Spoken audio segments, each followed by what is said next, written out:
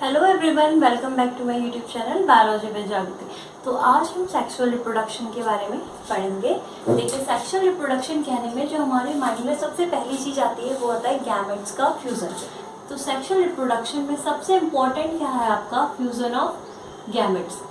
अब ये गैमेट्स भी अगर बात करी जाए तो ये दो तरीके के गैमेट्स होने चाहिए, मतलब ये गैमेट्स अपोजिट सेक्स से बिलोंग करने चाहिए।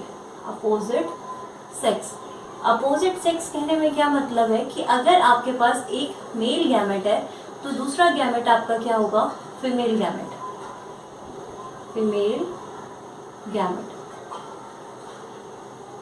तो जब मेल और फीमेल गैमेट के अंदर का फ्यूजन होता है वो किसका पार्ट है, आपका सेक्सुअल रिप्रोडक्शन। इन दोनों के फ्यूजन होने से जो बनता है उसे हम क्या कहते हैं, ज़ायगोट।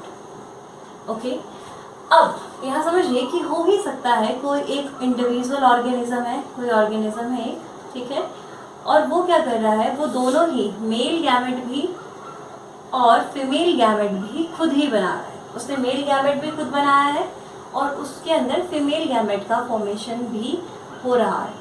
तो जब ऐसी सिचुएशन है कि मेल और फीमेल दोनों ही गैमेट का जो फॉर्मेशन है किसी एक इंडिविजुअल के अंदर हो रहा है, वो एक सिंगल इंडिविजुअल रिस्पॉन्सिबल है दोनों ही गैमेट्स बनाने के लिए, ऐसे ऑर्गेनिजम्स को आप बाइसेक्सुअल ऑर्गेनिज्म कहेंगे। वो क्या होते हैं आपके, बाइसेक्सुअल, तो उनमें दोनों गैमेट्स का फॉर्मेशन होता है। बट यही जब ऑर्गेनिज्म अपना वो सेपरेट बनाएगा, किसी एक इंडिविजुअल में मेल गैमेट का फॉर्मेशन हो रहा होगा, मेल गैमेट का ही होगा या फिर फीमेल गैमेट का ही होगा, ऐसे ऑर्गेनिज्म को आप क्या कहेंगे, यूनिसेक्सुअल। तो जब एक ऑर्गेनिज्म के अंदर दोनों गैमेट बन रहे हैं, ठीक है, तो बाइसेक्सुअल, और जब सिर्फ एक बन रहा है तो वो है आपका यूनिसेक्सुअल। चलिए, इसके बाद ये देखते हैं, क्योंकि सेक्सुअल रिप्रोडक्शन में आप देख रहे हैं यहाँ पे दो अलग अलग गैमेट्स का फ्यूजन हो रहा है, तो ये प्रोसेस ना एक इलेबोरेट, इसे एनसीईआरटी क्लियर लिखती है कि sexual reproduction is an elaborate complex process और स्लो होती है। ये कैसी प्रोसेस होती है आपका सेक्सुअल रिप्रोडक्शन, एक इलेबोरेट प्रोसेस है, कॉम्प्लेक्स है और स्लो है इन कंपैरिजन टू एसेक्सुअल। किसके कंपैरिजन में बात की जाए, अगर एसेक्सुअल रिप्रोडक्शन के कंपैरिजन में अगर बात की जाए तो सेक्सुअल रिप्रोडक्शन एक elaborate, complex and slow process है। Okay, yes. नाउ अब इतने ही ऑर्गेनिजम्स हैं जिसमें सेक्सुअल रिप्रोडक्शन देखा गया है। प्लांट्स हो सकते हैं, एनिमल्स हो सकते हैं, एनिमल्स में भी डिफरेंट एनिमल्स, प्लांट में भी डिफरेंट प्लांट्स, सभी का एक्सटर्नल मॉर्फोलॉजी में डिफरेंस देखा गया है। फॉर सपोज अगर मैं बात करूं, मैं एनिमल्स में ही एक मैंने डॉग ले लिया, एक मैंने कैट ले लिया, अगर आप दोनों को देखेंगे तो दोनों का एक्सटर्नल मॉर्फोलॉजिकल स्ट्रक्चर डिफरेंट है दोनों का। अगर मैं एक एग्जांपल लूँ, सपोज मैंने एक डॉग ले लिया, कैट ले ली, काऊ ले ली, एनिमल्स पे सपोज, तीनों ही दिखने में क्या है आपके, बाहर से इनका मॉर्फोलॉजी क्या है, डिफरेंट है। मॉर्फोलॉजी इनकी क्या है, डिफरेंट है। मॉर्फोलॉजी भी डिफरेंट है, इंटरनल फिजियोलॉजी भी डिफरेंट है, और इसके अलावा इंटरनल स्ट्रक्चर्स भी क्या है इनके, डिफरेंट है, और इनकी फिजियोलॉजी भी क्या है आपका, डिफरेंट है। ये तीनों ही चीजें इन तीनों में क्या है, डिफरेंट है। बट आप ये देखते हैं कि डॉग हो गया, कैट हो गई और काऊ, ये तीनों ही ऑर्गेनिज्म सेक्सुअली रिप्रोड्यूस करते हैं। बट क्या करेंगे, ये तीनों में क्या सिमिलरिटी है कि ये सेक्सुअल रिप्रोडक्शन को या सेक्सुअल रिप्रोडक्शन मेथड को यूज करते हैं रिप्रोडक्शन के लिए। अब क्योंकि ये सेक्सुअल रिप्रोडक्शन को यूज करते हैं तो ये देखा गया है कि ऑर्गेनिज्म भले ही मॉर्फोलॉजिकली रूप से डिफरेंट हो, इंटरनल स्ट्रक्चर के बेसिस पे डिफरेंट हो या उसकी फिजियोलॉजी डिफरेंट हो, एक स्पेसिफिक पैटर्न वो फॉलो करते हैं। और वो पैटर्न क्या होता है, उनमें एक स्पेसिफिक स्टेजेस तक कुछ फेज होती हैं। इनमें क्या देखी गई हैं, 3 फेज देखी गई हैं जो भी ऑर्गेनिज्म सेक्सुअल रिप्रोडक्शन करता है। पहली होती है जुवेनाइल फेज, दूसरी होती है रिप्रोडक्टिव फेज, और तीसरी होती है आपकी सनसेट, या जिसे आप एजिंग कहते हैं। ठीक है, जुवेनाइल फेज में देखिए यहाँ पे सेक्सुअली रिप्रोड्यूस करने से पहले किसी भी ऑर्गेनिज्म को एक स्पेसिफिक अमाउंट में ग्रोथ और मैच्योरिटी गेन करनी होती है। तो ऑर्गेनिज्म में क्या होता है ना कि स्पेसिफिक एज तक उनमें ग्रोथ होगी और वो एक स्पेसिफिक एज तक मैच्योरिटी गेन करेंगे। उसी मैच्योरिटी को गेन करने के बाद ही वो ऑर्गेनिजम्स क्या कर पाते हैं, सेक्सुअली रिप्रोड्यूस कर पाते हैं। तो जुवेनाइल जो पीरियड होता है वो उसी ग्रोथ एंड मैच्योरिटी का पीरियड है, growth and maturity. Reproductive phase में मतलब कि वो सेक्सुअली रिप्रोड्यूस करने में क्या है, कैपेबल है, लेकिन यहाँ पहुँचने से पहले उन्हें एक डेफिनेट पीरियड तक कुछ ग्रोथ और मैच्योरिटी गेन करनी होती है, जिसके बाद ही वो कौन से फेज में एंटर कर पाएंगे, रिप्रोडक्टिव फेज में। प्लांट्स में इसी फेज को वेजिटेटिव फेज कहते हैं। प्लांट्स में इसी फेज को क्या कहते हैं, वेजिटेटिव फेज। और ये कहना भी गलत नहीं है कि जुवेनाइल फेज का एंड रिप्रोडक्टिव फेज की क्या होती है, स्टार्टिंग होती है। जैसे देखिए, जैसे आपने प्लांट में देखा कि फ्लावर्स आने लगे हैं, तो प्लांट में फ्लावर आने, जो प्लांट में आपका फ्लावर बनता है, फ्लावर तक आपका जुवेनाइल फेज वेजिटेटिव फेज चल रहा होता है। फ्लावर बन गया, इट मीन्स अब रिप्रोडक्टिव फेज की क्या हो गई है, स्टार्टिंग हो गई है। फ्लावर से क्योंकि फ्रूट बनेगा, फिर सीड्स बनेंगे, तो ये ना कंटिन्यूस है।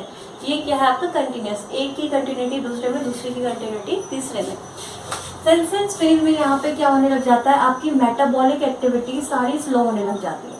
जो मेटाबॉलिक रिएक्शंस आपके बॉडी में चल रही हैं सब स्लो डाउन हो जाती है, जिसकी वजह से आपके ऑर्गन्स थोड़े कम के क्या काम करना क्या कर देते हैं, बंद कर देते हैं। फाइनल ये आपका लीड करता है डेथ। ओके, तो ये सब, ये क्या देखा गया है तीनों में। तो कोई भी ऑर्गेनिज्म सेक्सुअली रिप्रोड्यूस करेगा, उसमें जुवेनाइल फेज आएगा, फिर रिप्रोडक्टिव फेज आएगा, फिर एजिंग वाला पीरियड आएगा। ओके,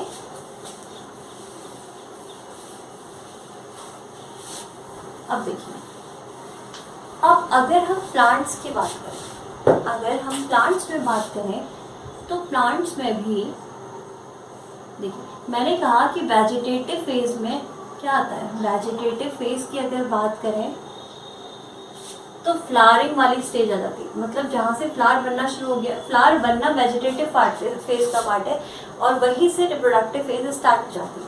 और रिप्रोडक्टिव फेज में क्या आ जाएगा, फ्रूट और सीड, फ्रूट क्या आ जाएगा एंड सीड। लेकिन प्लांट्स में भी ऐसा होता है कि आप देखेंगे कि हर प्लांट्स में वेजिटेटिव फेज और रिप्रोडक्टिव फेज डिफरेंट देखा गया है। आप नोटिस करते हैं कि हर प्लांट सेम टाइम पे फल नहीं देता। हर प्लांट ऐसा नहीं कि हर साल फल आएगा, और हर प्लांट में कुछ, और ऐसा भी नहीं है, देखिए कुछ प्लांट ऐसे होते हैं जिसमें 6 महीने में आपको फ्रूट मिल जाता है, किसी में साल भर में मिलता है, और किसी में बहुत लंबा टाइम लेता है। तो इसी बेसिस पे, किस बेसिस पे कि इनका वेजिटेटिव फेज कैसा है, इनका रिप्रोडक्टिव फेज कैसा है, प्लांट कैटेगराइज्ड है। सबसे पहले तो आ गए आपके एनुअल प्लांट्स, सबसे पहले क्या आ गए आपके एनुअल प्लांट्स। अब इनके एग्जाम्पल से समझेंगे। देखिए, इसके एग्जाम्पल में आ जाता है वीट और पैडी। गेहूं और धान की खेती होती है। आप देखते हैं कि इनका मैक्सिमम 6 महीने का सीजन होता है। आप साल भर में सिर्फ एक बार गेहूं लगा सकते हैं, सिर्फ एक बार धान उगा सकते हैं। तो होता क्या है कि 6 महीने में अपने वो पूरा क्या कर लेते हैं, पूरी लाइफ साइकिल वो कर लेते हैं, जी लेते हैं। मीन्स 6 महीने में ही उनमें क्या आ जाएगी, फ्लावरिंग आ जाएगी, और उन्हीं में आपको सीड मिल जाएगा कि आपको वीट मिल गया है, आपको वहाँ से राइस मिल गया है। ठीक है, तो ऐसे प्लांट्स जो कि एक सीजन में कंप्लीट कर लेते हैं अपनी साइकिल, 1 सीजन या फिर 1 ईयर, ऐसे प्लांट को आप एनुअल प्लांट कहते हैं। अच्छा, इसके अलावा एक बार ये फल देने के बाद ऐसा नहीं है कि इनमें अगले साल दोबारा उसी टाइम पे फल आएगा, ऐसा नहीं होता है। एक बार आपने गेहूं निकाले, आपने हार्वेस्टिंग करी, गेहूं का पेड़ काटा, खत्म। ठीक है, ऐसे प्लांट्स को मोनोकार्पिक कहा जाता है। ऐसे प्लांट्स को क्या कहा जाता है, मोनोकार्पिक, जिनमें सिर्फ एक बार फ्लावरिंग होगी और उसके बाद वो क्या हो जाएंगी, डेड हो जाएंगे। ठीक है, उसके बाद आता है आपका बाइनियल प्लांट्स।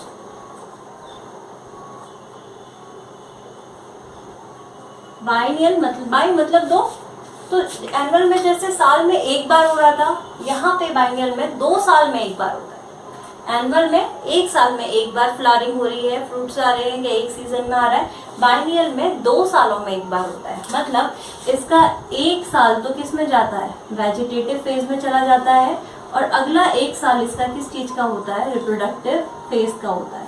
ठीक है, इसके एग्जाम्पल में है आपका रेडिश। ये क्या करते हैं कि पहले साल पूरा ग्रोथ करेंगे, पूरा वेजिटेटिव है, अब रिप्रोडक्टिव साल जो रिप्रोडक्टिव फेज है वो नेक्स्ट ईयर से आएगा। तो पहला जैसे आपने सीड लगाया, इस साल पूरा ये ग्रो करेंगे, वो मैच्योरिटी गेन करेंगे जो वेजिटेटिव फेज में करनी चाहिए रिप्रोडक्टिव फेज में जाने के लिए। जैसे ही 1 साल बाद ये फिर क्या करते हैं, उस रिप्रोडक्टिव फेज में एंटर करते हैं, तब इनमें फ्रूट लगेगा, आपको कैरेट मिलेगा, रेडिश मिलेगा। ठीक है, तो ऐसे हो गए बाइनियल प्लांट्स। अब एक और कैटेगरी है पेरिनियल। पेरिनियल में देखिए, इसमें भी अगर आप, पेरिनियल में क्या होता है ना, जो वेजिटेटिव फेज होता है वो मोर देन 1 ईयर होता है, 1 साल से ज्यादा का होगा, मोर देन 1 ईयर, 1 साल से ज्यादा का होता है। ठीक है, और इसमें क्या होता है कि इसमें फ्लावरिंग का टाइम देखिए, वेजिटेटिव और रिप्रोडक्टिव फेज आपके फिक्स हो भी सकते हैं और नहीं भी हो सकते हैं। किसमें, आपका पेरिनियल एक प्लांट है, उसमें कुछ टाइम बाद आपके क्या आएंगे, मतलब 1 साल तक तो उनका वेजिटेटिव फेज चलता ही रहता है, 1 साल से ज्यादा भी उनका वेजिटेटिव फेज चलता है, उसके बाद वो रिप्रोडक्टिवली क्या होते हैं, कैपेबल होते हैं फ्रूट्स प्रोड्यूस करने के लिए, उसमें सीड्स बनने के लिए। अब देखिए, इसके उसमें आपका एनसीईआरटी क्लियरली एग्जांपल देती है। पहला बैम्बू का, बैम्बू क्या करता है, 50 से 100 ईयर्स के बीच में एक बार क्या करता है, फ्लावरिंग करता है। समझ रहे हैं, 50 से 100 ईयर्स में वो सिर्फ एक बार फ्लावरिंग करता है, उस एक बार में वो 1000 नंबर्स ऑफ सीड्स को प्रोड्यूस करेगा और फिर डेथ हो जाएगी। तो समझिए, क्योंकि इसका वेजिटेटिव फेज 1 साल से ज्यादा का है, इसीलिए हमने इसे पेरिनियल में रखा, सॉरी। ओके, और इसके अलावा क्योंकि ये एक बार फ्लावरिंग करने के बाद इसकी डेथ हो जा रही, तो क्या मैं इसे मोनोकार्पिक कंसिडर कर सकती हूँ? 1000 नंबर ऑफ सीड्स का प्रोडक्शन करता है और इसका क्या हो जाती है, डेथ हो जाती है। दूसरा जो एनसीईआरटी देती है, स्ट्रोबाइलेंथस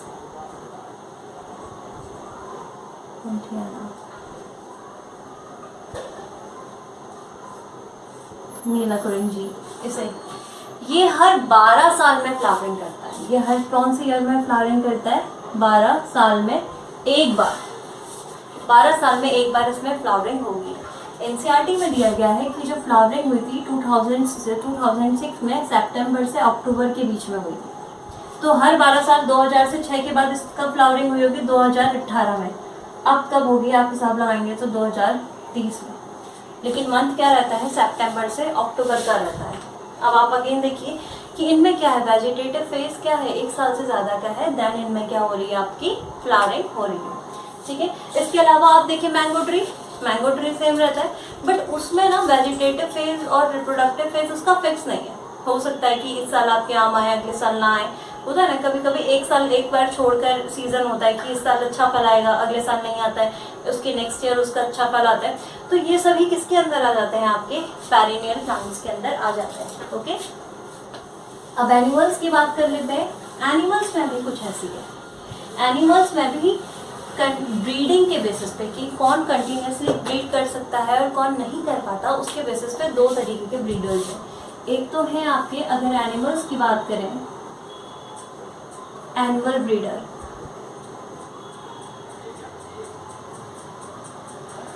और एक हो गए आपके सीजनल ब्रीडर। अब समझिए, एनुअल ब्रीडर और सीजनल ब्रीडर में ह्यूमन बींग्स, हम एनुअल ब्रीडर्स का एग्जांपल है, एग्जांपल्स के थ्रू समझिए। और जो बर्ड्स होती हैं वो सीजनल ब्रीडर्स हैं। देखिए, सीजनल ब्रीडर साल में किसी स्पेसिफिक टाइम पे, हर साल में किसी के स्पेसिफिक टाइम में क्या करेंगे, रिप्रोड्यूस करेंगे। आप देखते होंगे एक डेफिनेट सीजन होता है चिड़िया जब अंडे देती है, ठीक है, लेकिन ह्यूमन बींग्स में और कोई और एनिमल्स अगर आप देखें, जैसे मंकी हो गया, एप्स हो गया, इनमें ऐसा कोई सीजन नहीं है, कंटिन्यूस साल भर ऐसा कोई फिक्स सीजन नहीं है कि इसी टाइम पे ये रिप्रोडक्टिवली क्या है, एक्टिव रहेंगे। तो अगर कहा जाए एनुअल ब्रीडर्स पूरे साल भर, पूरा ईयरली क्या रहता है, ये रिप्रोडक्टिवली एक्टिव।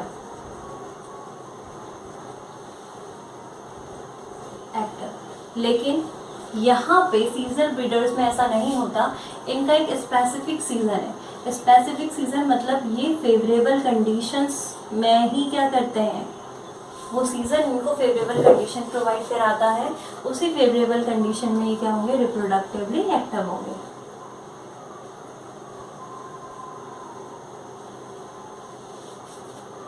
जैसे एक एग्जाम्पल, हमारे घर के पास में भी हर साल मई जून के टाइम पे एक चिड़िया आती है, मुझे उसका नाम नहीं पता है स्पेसिफिकली, बट वो हर साल इसी टाइम पे आकर के वो अंडे देती है और उसके बच्चे होते हैं सिर्फ इसी टाइम पे हर साल। उसके बाद जैसे ही उसके जो बच्चे हैं वो चलने वाले हो जाते हैं, थोड़ा उड़ना आ जाता है, तो फिर वो यहाँ से चल जाती है, बट अगले साल वो फिर से आएगी इसी टाइम पे, तो उनका टाइम फिक्स है। ठीक है, तो ऐसे ऑर्गेनिजम्स हो गए आपके सीजनल ब्रीडर, और अहम हो गए आपके एनुअल ब्रीडर। एनुअल ब्रीडर्स में हम क्या जाते हैं, ह्यूमंस आ जाते हैं, एप्स आ जाते हैं, मंकी आ जाएंगे। ठीक है, अब इन दोनों में ही कुछ एक कैरेक्टरिस्टिक साइकिल चलता है। देखिए, एनुअल ब्रीडर में मेंस्ट्रुअल साइकिल चलती है और सीजनल ब्रीडर्स में ऑस्ट्रस साइकिल चलती है। अब दोनों में ही क्या डिफरेंस है, मेंस्ट्रुअल साइकिल में आपका एंडोमेट्रियम लाइनिंग की थिकनिंग होती है यूट्रस के अंदर। अगर मैं डायग्राम बनाऊं ह्यूमन रिप्रोडक्टिव सिस्टम का, तो दिस इज एंडोमेट्रियम, ये एंडोमेट्रियम है जो क्या करती है, पूरे मंथ में क्या करती है, थिकन होती है। तो मेंस्ट्रुअल साइकिल इसमें क्या होती है, आपकी एंडोमेट्रियम जो है वो थिक होगी और उसके बाद वो मंथली क्या हो जाती है, ब्रेक हो जाती है, मंथली ब्रेक होगी और बॉडी से out through vaginal vessels, right, vaginal canal के थ्रू ये क्या करती है, बाहर आ जाती है, या सॉरी रिप्रोडक्टिव कैनाल के थ्रू ये क्या आ गई, बाहर आ गई। ऑस्ट्रस साइकिल में एंडोमेट्रियम बनती है, थिक होगी, बट ये रीएब्जॉर्ब हो जाती है बॉडी में। ये क्या हो जाती है, रीएब्जॉर्ब हो जाती है बॉडी में। ठीक, तो ये दो आपका रहता है। एनुअल ब्रीडर्स हो गए human, apps, monkey, menstrual cycle होता है। ऑस्ट्रस साइकिल में क्या होगा, आपका रिप्रोडक्शन जो एंडोमेट्रियम है वो आपकी क्या कर जाएगी, रीएब्जॉर्ब कर जाएगी। तो इस तरीके से हमने ऑर्गेनिजम्स में सेक्सुअल रिप्रोडक्शन देखा। अब जो नेक्स्ट क्लास है उसमें हम ये देखेंगे कि कैसे आपका कैसे इवेंट्स होते हैं सेक्सुअल रिप्रोडक्शन में, जिसमें हम प्री फर्टिलाइजेशन इवेंट पढ़ेंगे, फर्टिलाइजेशन इवेंट्स पढ़ेंगे, then we will go for the post fertilization events. Thank you.